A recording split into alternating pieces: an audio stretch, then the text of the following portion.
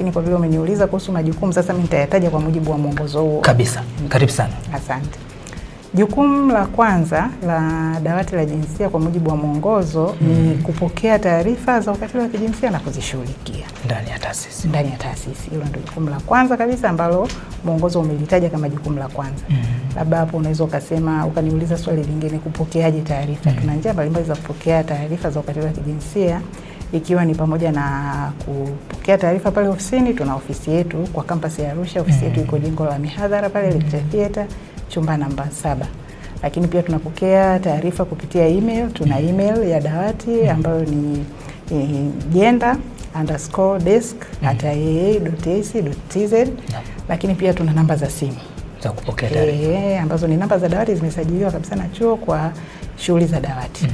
Nitazitaja baadaye. Tuna namba ya Voda na pia namba ya Airtel kwa ajili ya kupokea kwa ajili ya kupokea taarifa na kuzishughulikia. Sahihi. Hilo ndio jukumu la kwanza. Kabla hujahama hapo, njia ipi ambao wengi wanaipendelea kuwasilisha? Kufika ofisini au kwa njia hizo za email au namba ya simu?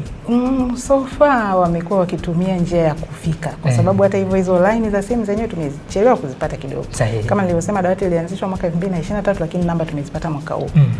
Kwa hiyo mara nyingi unakuta mtu yule ambaye anakuwa na jambo anakuwa anatamani afike aonane na yule mtu ambaye anaweza kumsaidia, kwa sababu wengi wanaokuja kutoa taarifa wako in need. Sahihi. Unakuta ni mtu akishafanywa ukatili wa kijinsia, ana taarifa labda kupokea kwa wale watu wanaowazunguka waathirika, lakini unakuta mara nyingi mwathirika anatamani amueleze jambo lake mtu moja kwa moja.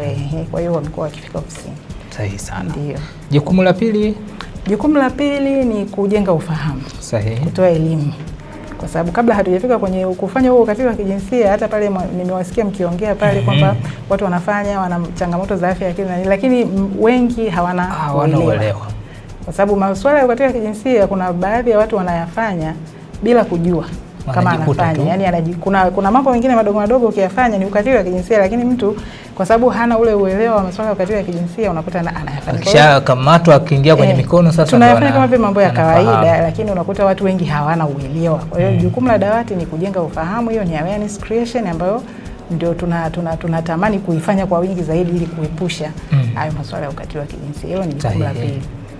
Jukumu la tatu ni kutoa ushauri nasaha kwa wale ambao ni wahanga au waathirika wa matukio. Mwongozo unatueleza kabisa kwamba tuna hilo jukumu la kuhakikisha kwamba watu tunawaweka katika mazingira salama.